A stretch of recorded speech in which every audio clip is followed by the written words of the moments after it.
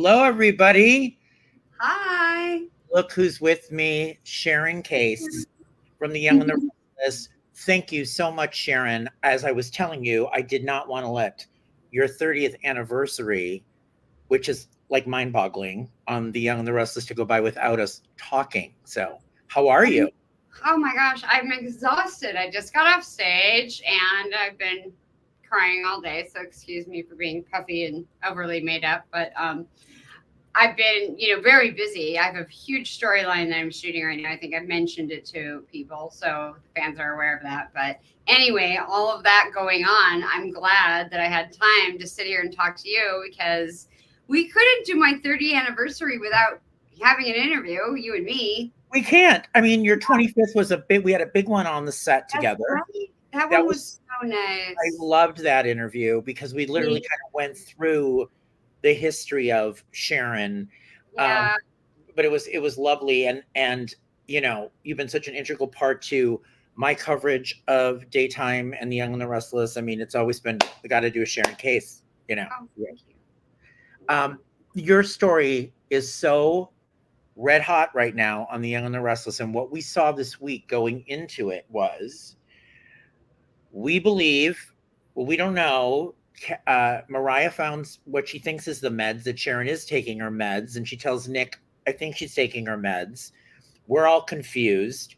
She's having these hallucinations with one of your favorite partners, Lyndon Ashby, as Cameron. Yeah. And we get to the point where now it's seeming like she is either going to kill Daniel Romalotti, or could she possibly kill Lucy? We don't know. What do you think about what's it been like playing this thing?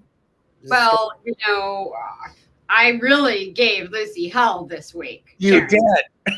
She went and bit everybody's head off in town and then topped it off with screaming at a child that way. Honestly, after I taped that scene, that was probably like 6 weeks ago, I think. Right. I really did scare myself. I said that when I was on stage. As soon as we finished it, I wanted to know that she was okay because I told her, I scared myself when I shot this, shouting at a child that much is, nobody does that. We don't do that. And that's what we were saying on set. That's what makes it so scary is, we just normally don't do that. And it is because, Sharon is off her meds. So she's not thinking clearly. She's not, herself these days, which I think is super fun. And it is this big storyline. It has everybody wondering what is going to happen. Is Sharon going to attack Lucy further or Daniel further? Well, those are good questions, but I can't tell you. I know. But what happens? You're going to love it. My question is, because you've had storylines through the years, some you've loved, some you haven't. How does this one kind of figure in? And did you know from the get with Josh Griffith, did he explain like this is what we're doing, or did you kind of find out along the way? Well, firstly, this is probably my favorite story I've ever done. I mean, and I hate to say that because then I'll go home and think, oh, wait, remember when I did that story? I loved that one too. I mean, there's been a few that I've really loved. I really did love, breaking out of prison and dyeing my hair.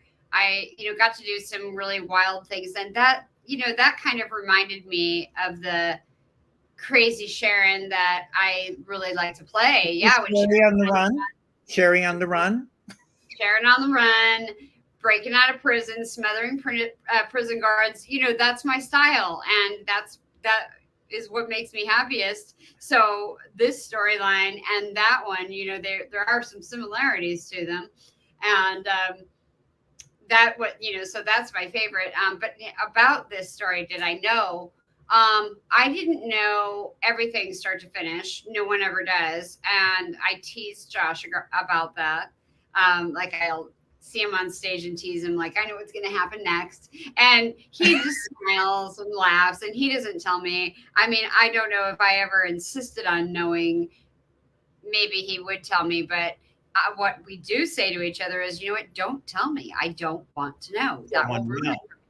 because I'm on the edge of my seat as well, and everyone in this building is. We are on the edge of our seats waiting to see what happens next. This is a page turner. When we get the script, we're really turning the page as fast as we can to see what happens. So that is a really fun ride for me, not just playing the role, but like, I'm a viewer. I also waiting to see what happens in the end. So I don't want Josh to tell me so that I can always be surprised too, unless there's something I really needed to know. So no, I don't know it all. I don't know everything about it.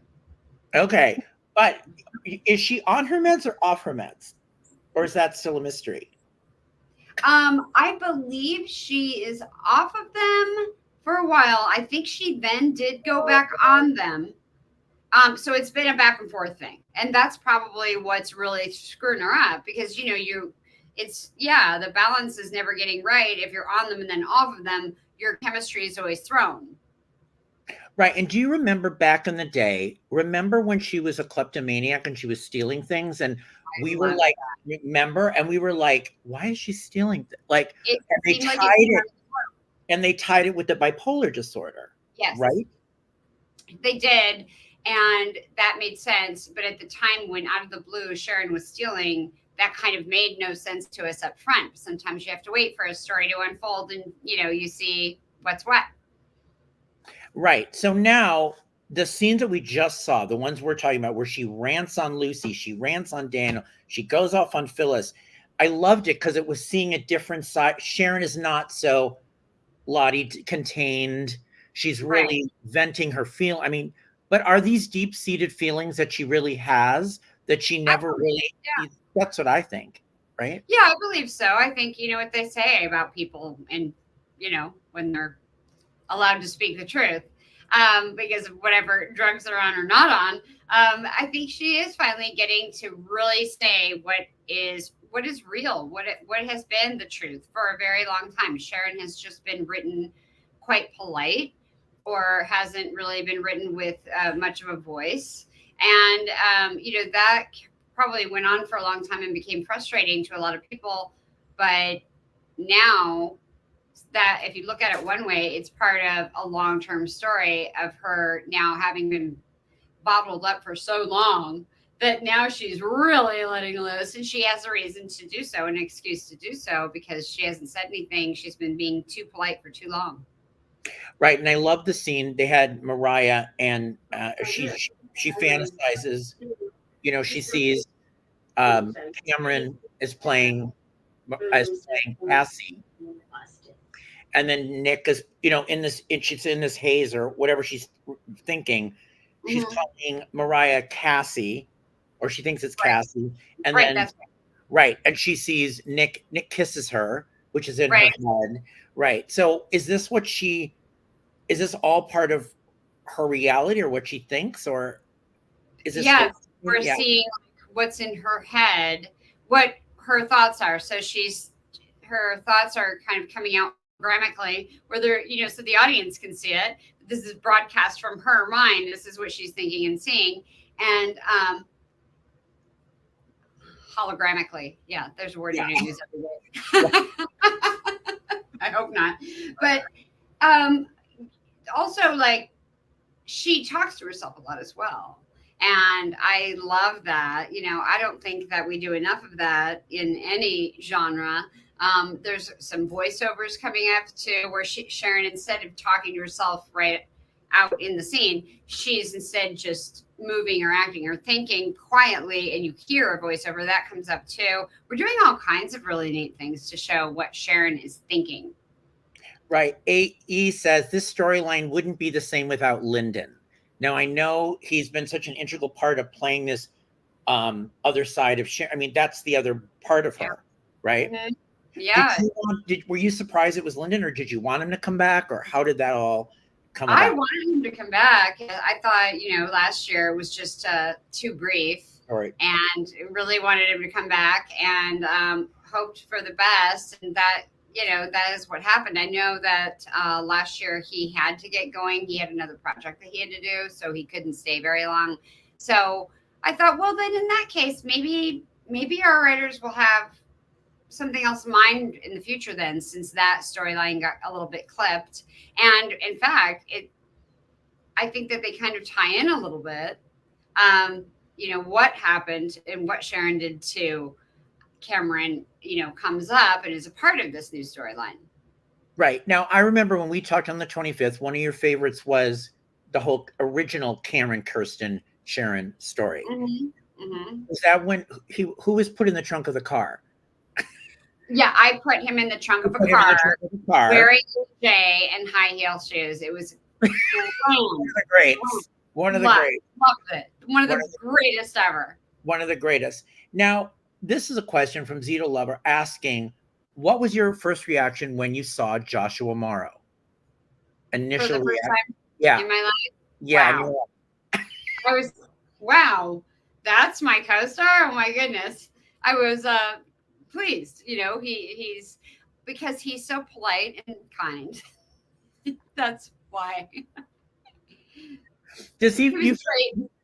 He was great in the audition scene. He was really very wonderful to work with. Now, remember, there were a few Sharons before you, too. Yeah. So did you feel hesitation coming into this, knowing there were some other Sharons and that they didn't quite work in the roles? Or were you like, I think you had mentioned to me you didn't even know if you would last 6 months at the time. No, I didn't. I had a lot of reasons to think that this wasn't going to stick. One of them was because sometimes, when a show has gone through 2 or 3 actresses, already they're not sure what kind of actress they're looking for. And that's why they go through so many. They're sort of trying things out. So I by no means thought, well, this is going to stop here with me. They're looking around. So there was that. And also I was working on Valley of the Dolls at the time, and we were on hiatus. So had that gotten picked up, I would have had to leave The Young and the Restless to finish shooting that. And for me, I just thought, well, yes, of course it's getting picked up. Of course it is. It's just going to get picked up. And then it didn't. So I stayed here. And here you are. You have had with Joshua so many scenes, so many tears, so much romance, and the two have been at odds as well. Do you see going into it? And I had talked to Joshua on his 30th. Do you think there's really a track that the two could really be back together as a bona fide couple, or has too much happened in their history that they could never really be each other's everything anymore? That's a good question. I do think that they could. And I think that people ask this question in their real lives about their partners or friendships or things that have gone awry, relationships of different kinds. And people always go right to the answer, no, we can't. Too much has happened, too much baggage, too much anger. Well, also, after a long period of time, you work through that. As an individual, you grow because of that. Your relationship changes over a period of time. And now when you come back together, you're better than you ever were. So to say that could never happen, actually, on the other hand, it makes you better than you ever were. So you're not opposed to it? No.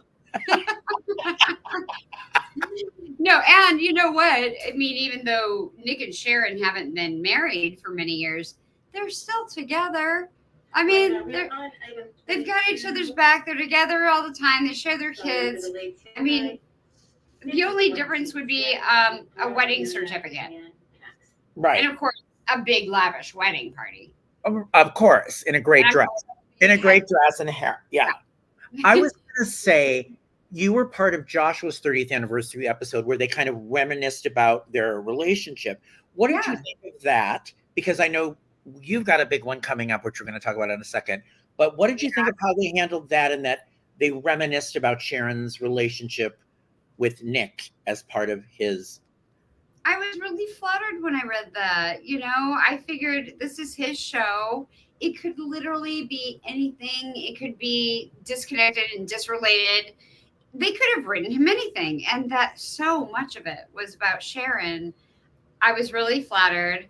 And it kind of made me pause and realize, that does make sense. After all, I have been with this person for 30 years. And it started dawning on me, maybe for the first time, that this is our 30-year anniversary. We've been together for so long. So, of course, it was. And, I have my own coming up. You're right.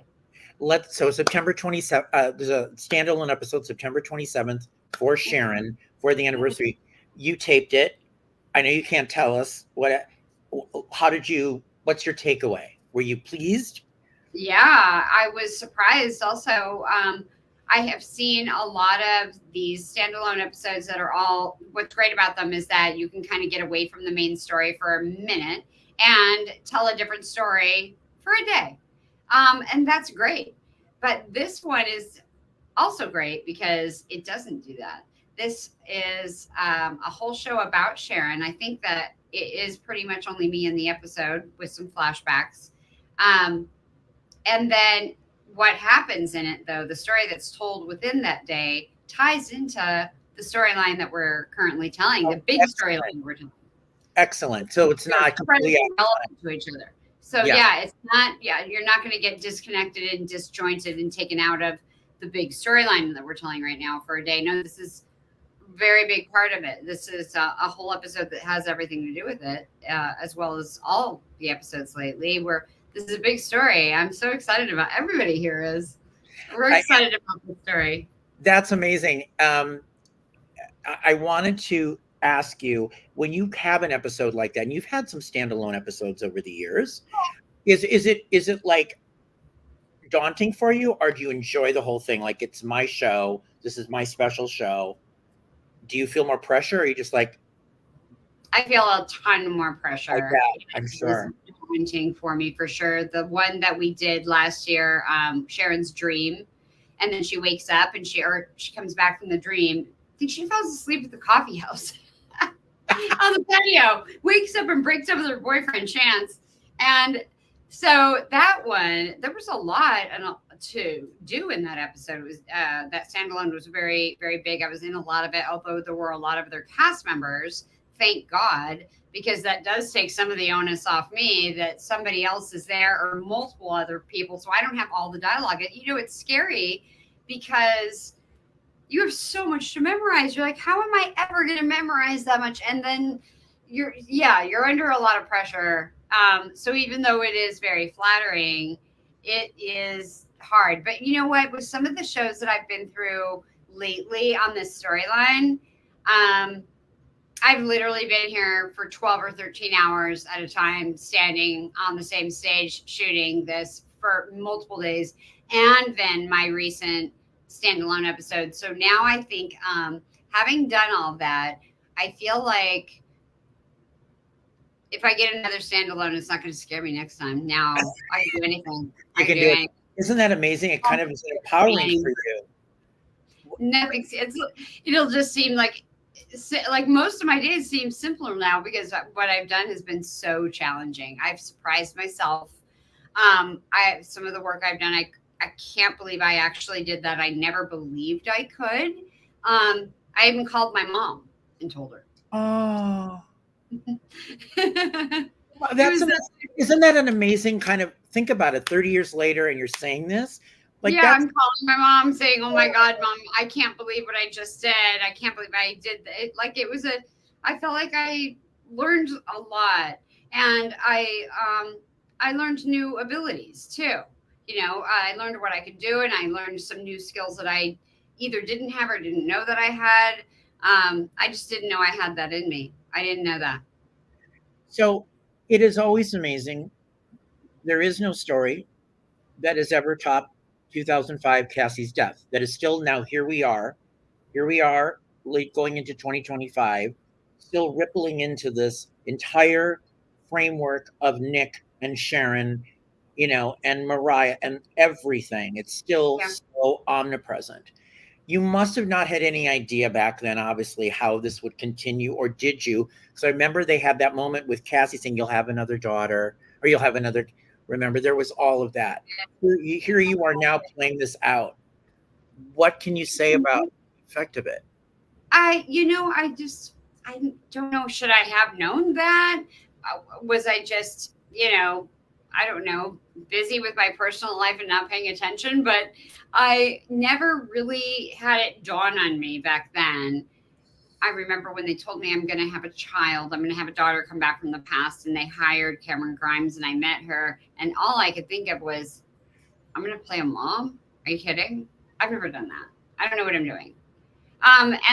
But I didn't really see the grand picture that this was Sharon and Nick building their family, and the stories that would come from that will be as big and as poignant to the show as Victor and Nikki and their children and their family. I never put two and two together and thought that that was going to happen.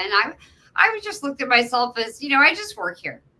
Look at the two of you from back then. Amazing. Yeah. Amazing. And then here you are now with it. Does it stand out to you still as like, do you feel it's one of your finest performances of the deathbed performance? Probably one of them. Yeah. I wouldn't say that was my best performance, but I feel like I performed exactly what was written in the script for me to perform. And that story wasn't supposed to be about any one particular actor's performance. It was about the story. It was about the death of a little girl. It wasn't supposed to be upstaged because, the mother or the father really took over the scene with their own outburst or performance or something. So I think it was exactly what it needed to be. And I know that that's right because that's why it's gone down in history the way that it has. It has. It just it's still such a part of the fabric. So you also had Sharon's breast cancer over the years that you were dealing with, and then that reared its head again. And so what was it like? We had talked about this on our cancer special, but what was it like to be given the ball in that respect? And of course, one of her fears was how was she going to look or what's going to happen to her family if she died, right? Yeah. Well, of course, those are two major concerns for anyone. But I remember thinking at the time that Eileen had done the storyline and Crystal had done it, and it had been a while since anyone told the story. I never thought that it would be then given to me. I don't know, just didn't think so. I guess I never assume anything. So everything takes me by surprise, I guess. And I didn't know how it was going to play out because I didn't know.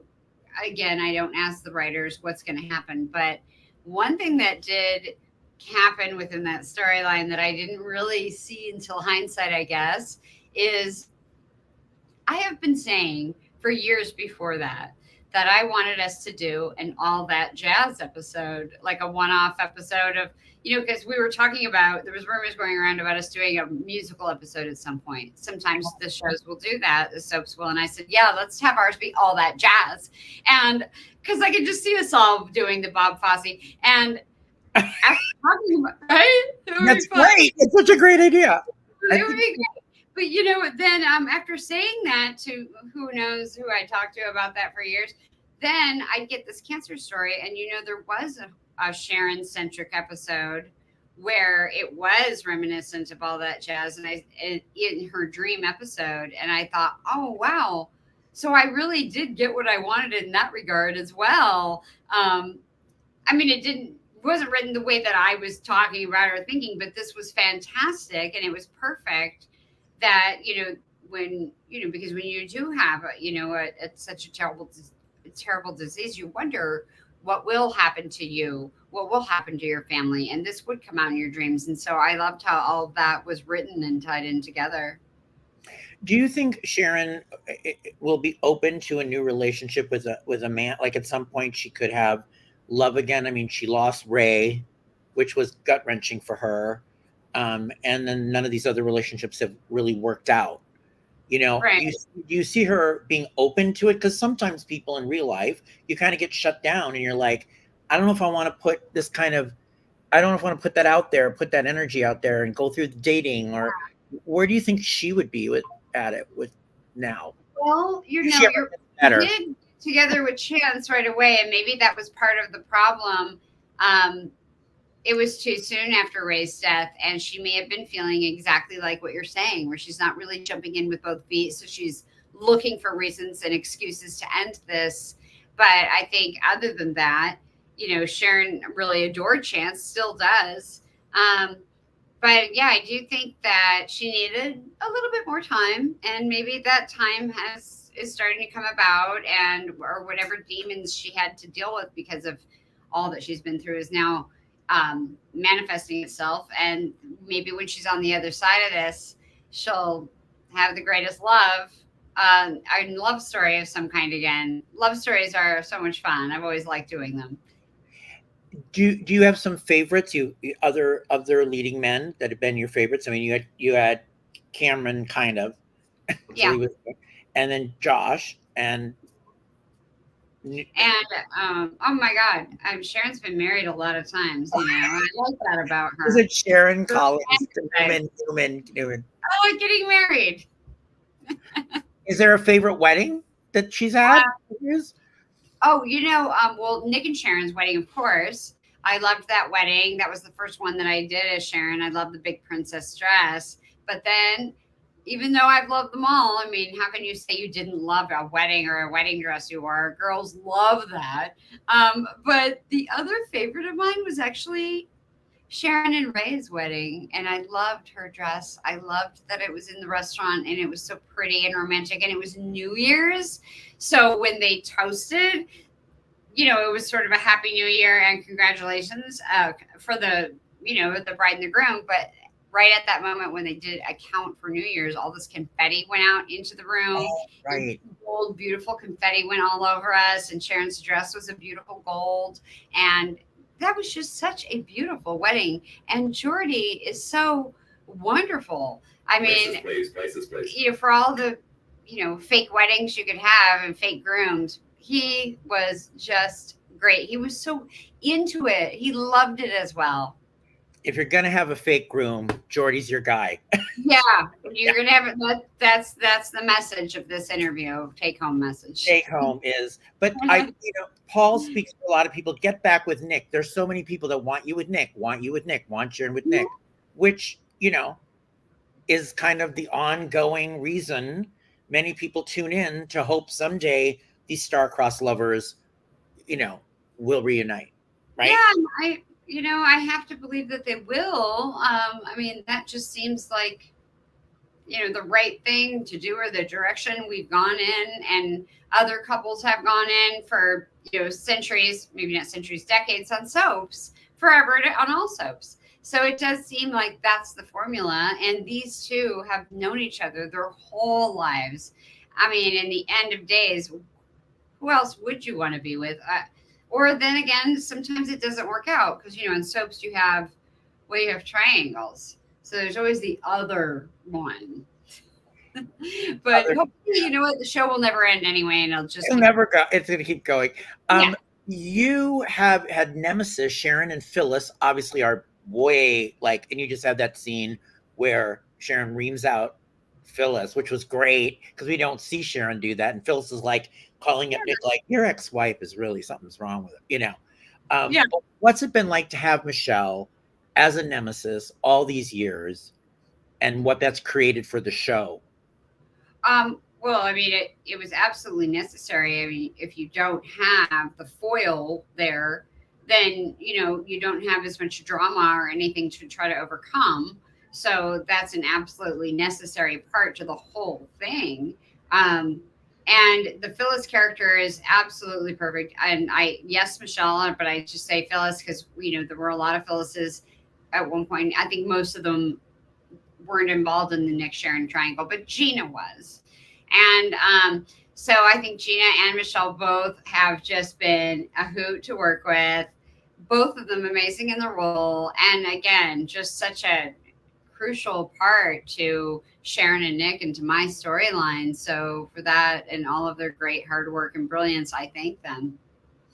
And Nikki, Melody Thomas Scott, Sharon and Nikki have had the cat fights, which Melody told me in her interview we did recently that she can't wait to do she loves the cat fights. Now, I don't know where you stand on cat fights, but do you like the cat fights with Nikki or? I do. I mean, I love the Sharon-Nikki relationship. It reminds me a little bit of the Phyllis and Nick and Sharon. Not quite. I mean, Phyllis and Sharon hate each other because of a man. I guess so do Sharon and Nikki because she thinks her son isn't good enough for me. It's over a man. Yeah. So it kind of reminds me, there are similar relationships. But Melody and I love working together. Every time we see each other, we say, "Oh my God, when are we going to work together again? We can't wait till we have a story." And I do love doing the cat fights. And she's like one of the only people that works here that I've ever really been able to slap very well in a fight scene, because I just can't. I'm not good at it. I need some like training. I can't hit, I don't know, or maybe it's personal. Like I just feel like I can't do that, especially Joshua Morrow. If they keep Oh, writing I slap, I can't pull that off. I cannot slap that man. I mean, it's something deep inside me, I guess. But Melody, bring it on. we're going to get you for your 30th anniversary a certificate to slap school so you can go to slap school. Oh, And then please. Yeah, I need to go fund me to send me to slap school. Kevin asks, remember Sharon and Diego, played by Greg Vaughn? Hmm. You remember the time with Greg on the show? Absolutely. I don't know how I could forget it. It was really fascinating when he first arrived, because it was like his first day here and maybe first day on soaps altogether. I'm not sure, but we had to do a love scene. And those are awkward, Awkward. especially for someone who's never been here before. Now, for me, I hadn't been here that long, but okay, I've done, my share already.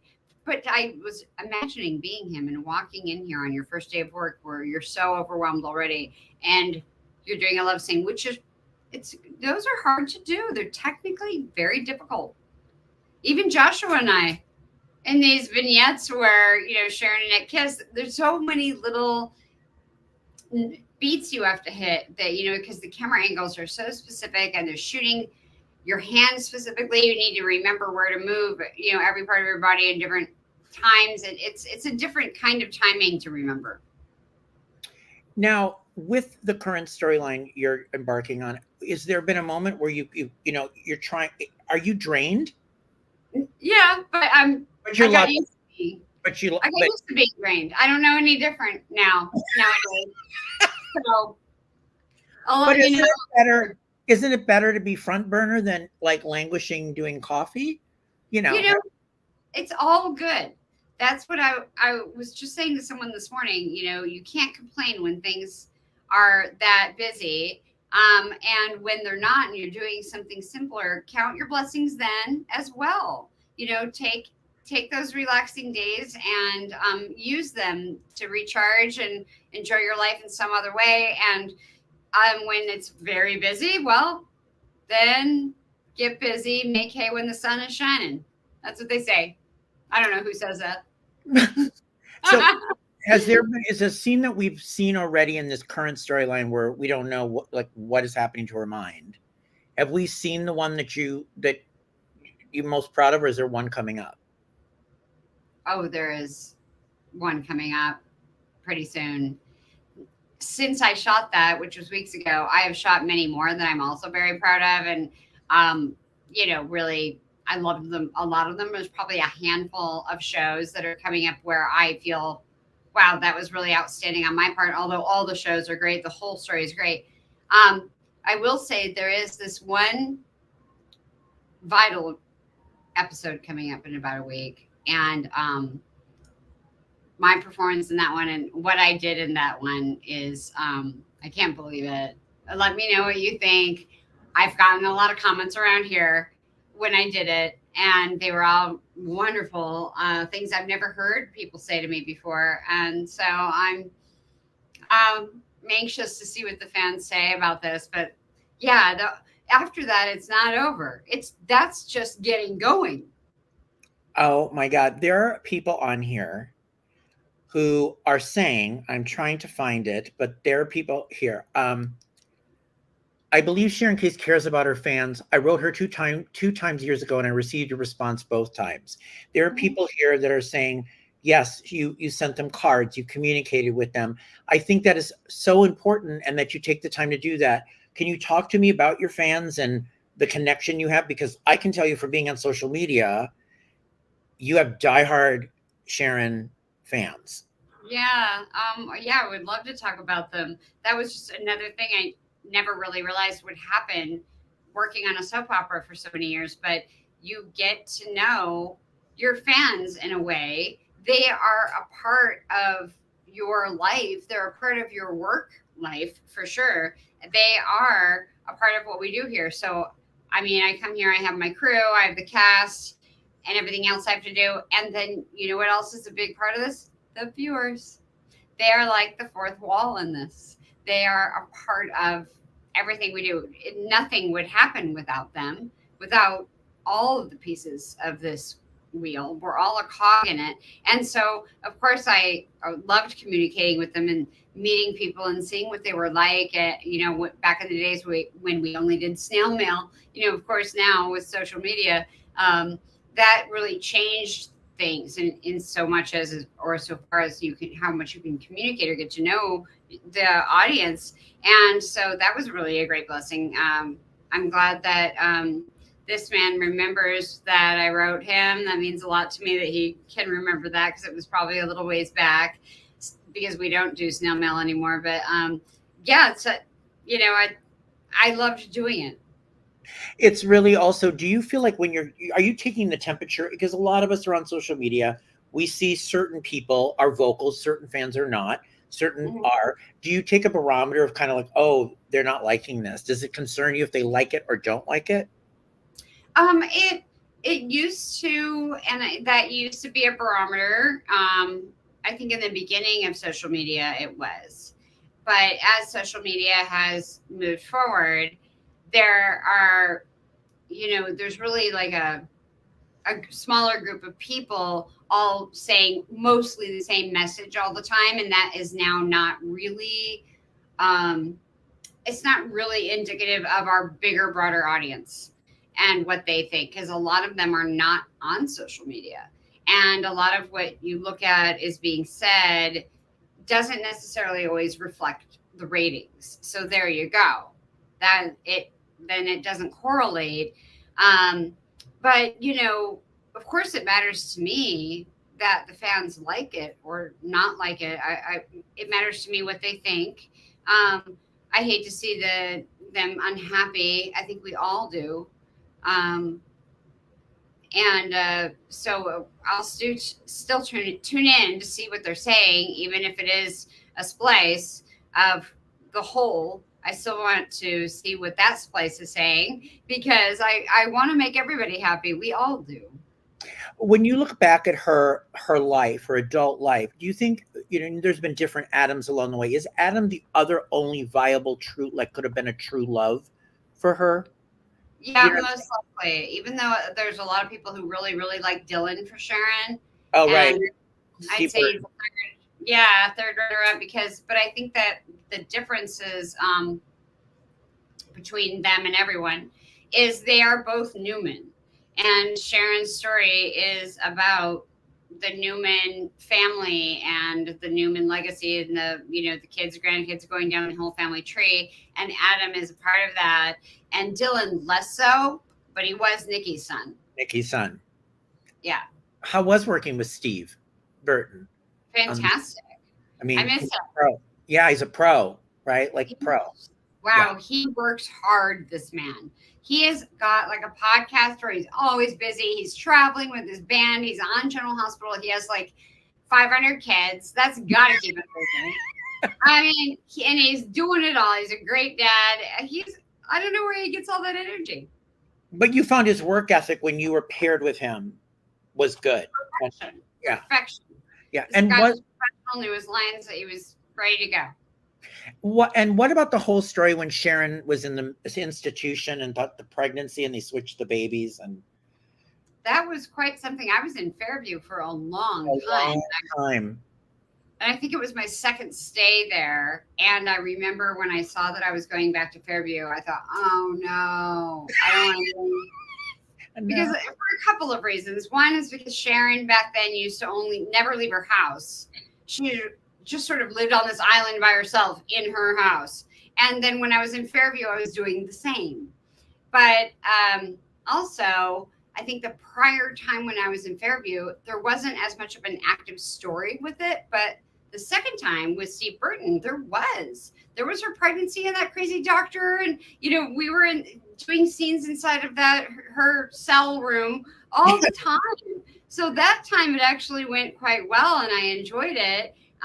It was a long stint as well, but a lot of storyline came out of it, so that was fine with me.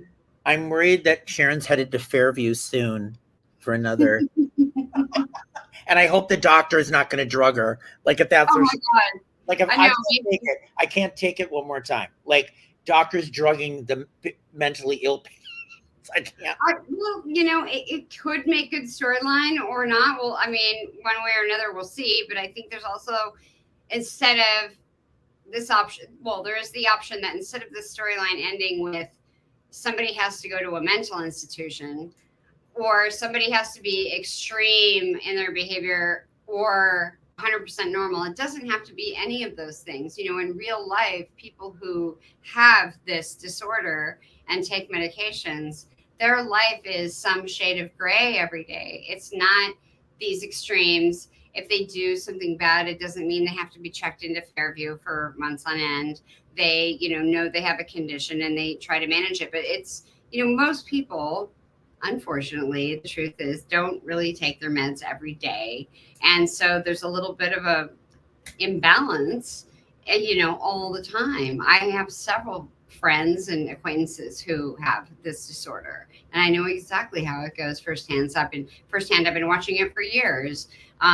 So it, in soap opera land, yeah, if you do something bad, you go to Fairview for sure. So that's why we're worried about it. And that can happen. I'm It is worried. I'm worried, and somebody bad is going to be in there.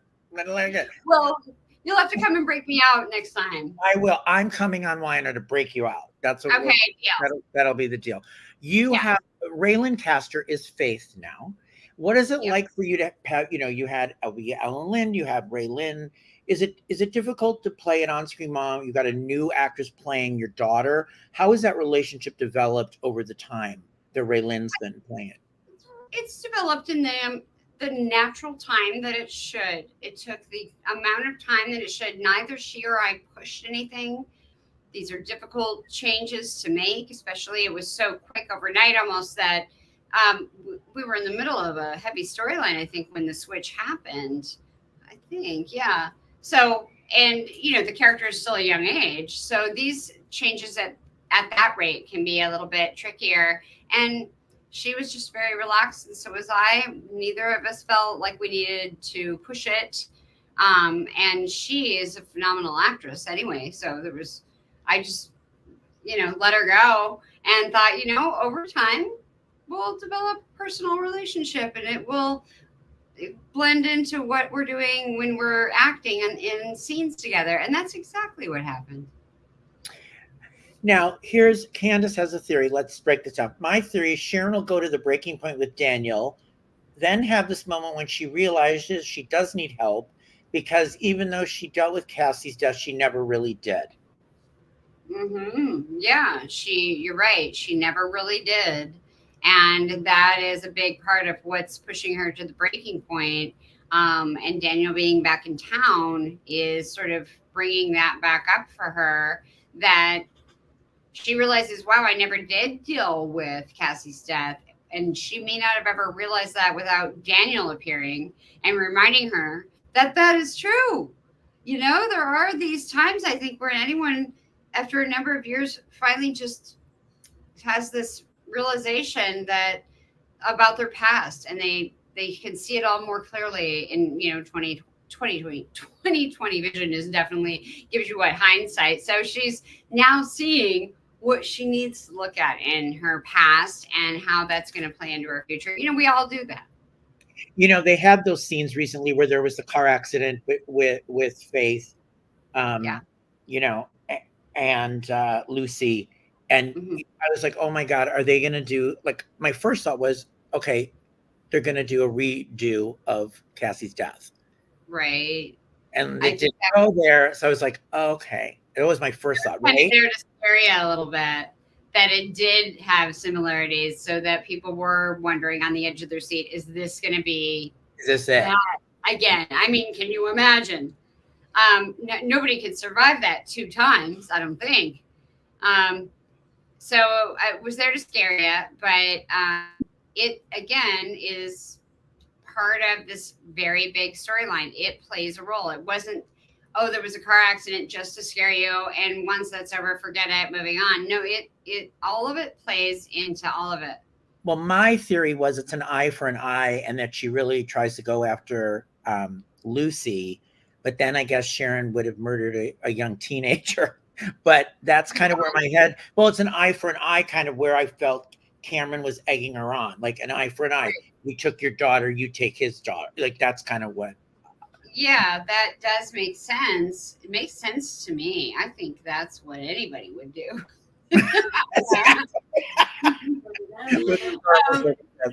But no, I don't think, people don't really like it when on soap operas, in particular, all the dramas that we do, but they really don't like it when children die. And that was what occurred with Cassie's death. Like, we just don't get over that in real life or as an audience watching a show, that when that happens, that's it.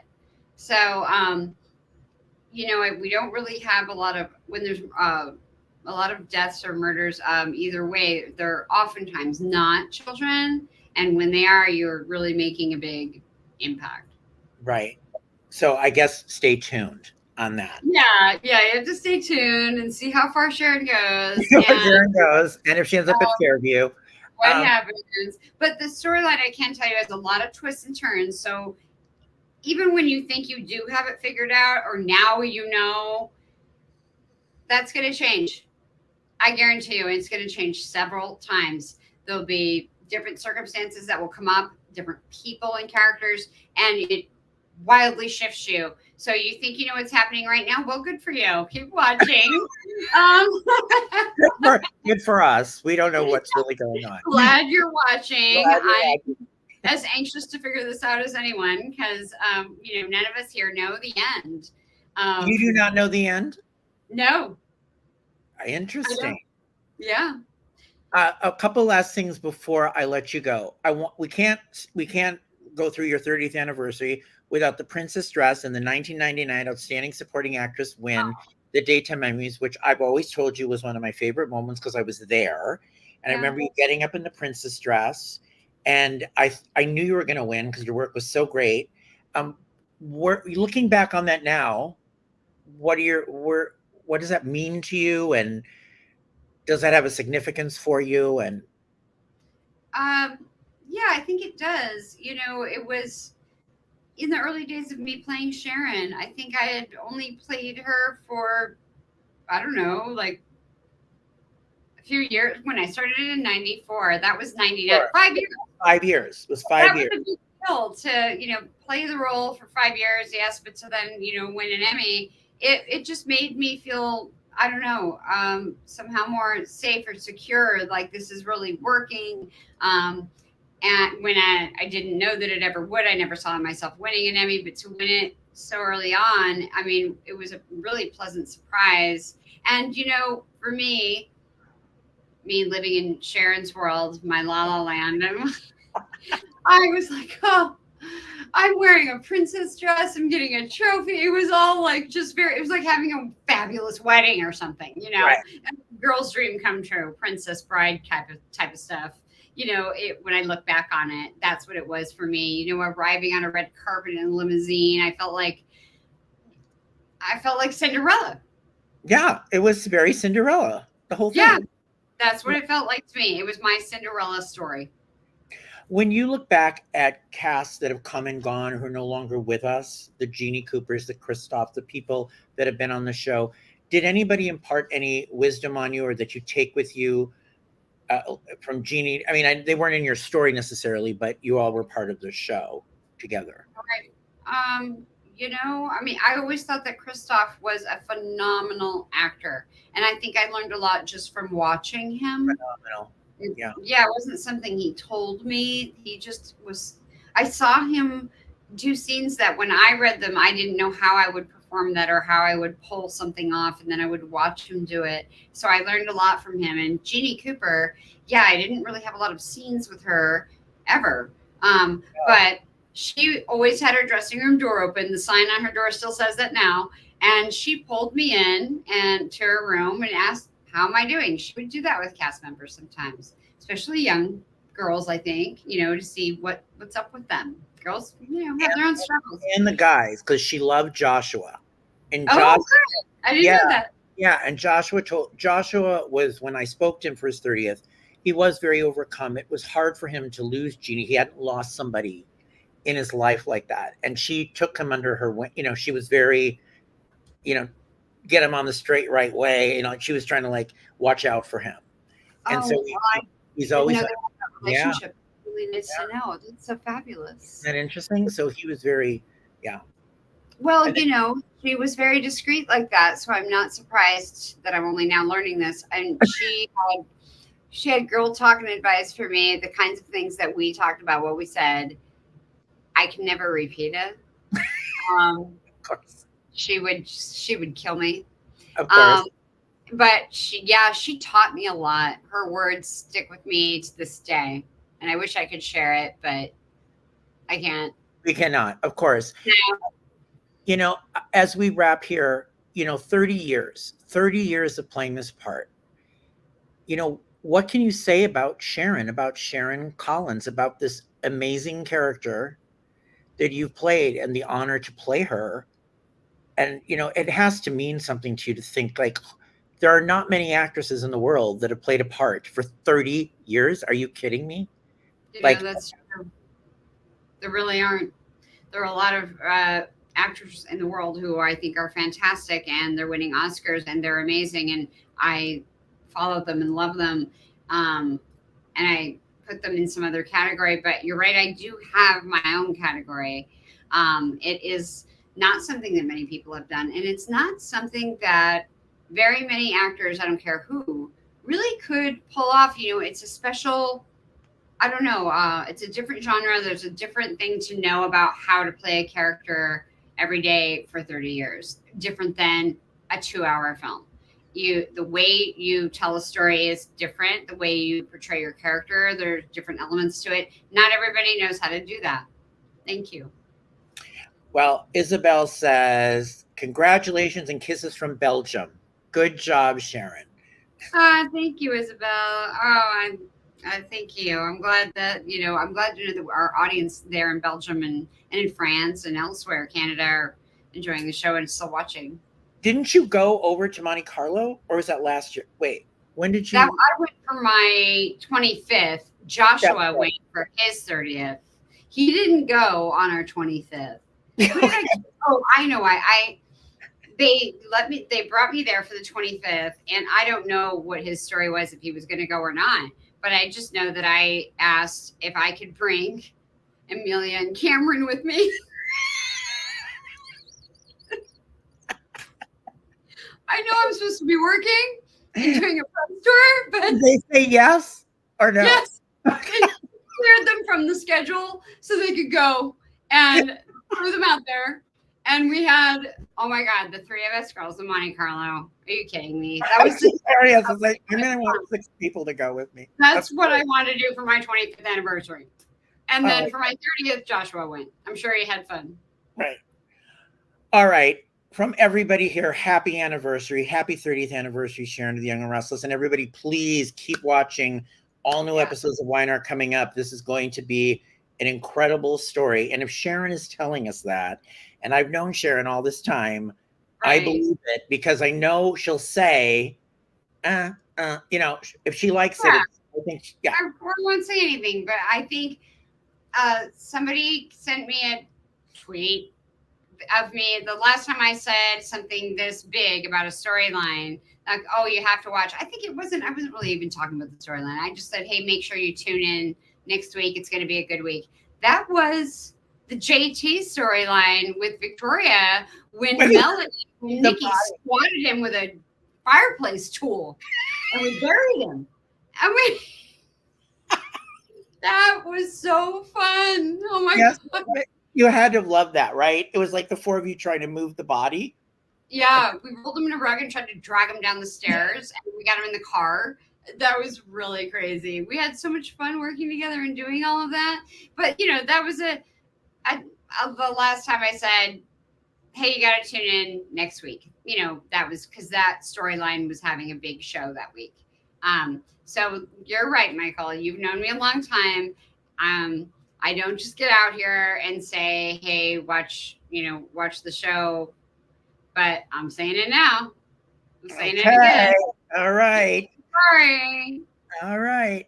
All right, Sharon, thank you so much. Happy anniversary. It's wonderful to see you. And everybody keep watching The Young and the Restless weekdays on CBS and streaming on Paramount Plus. This is my new sweatshirt. Where the logo is on this side. I can't even see it. Over there. Oh, that's a new one.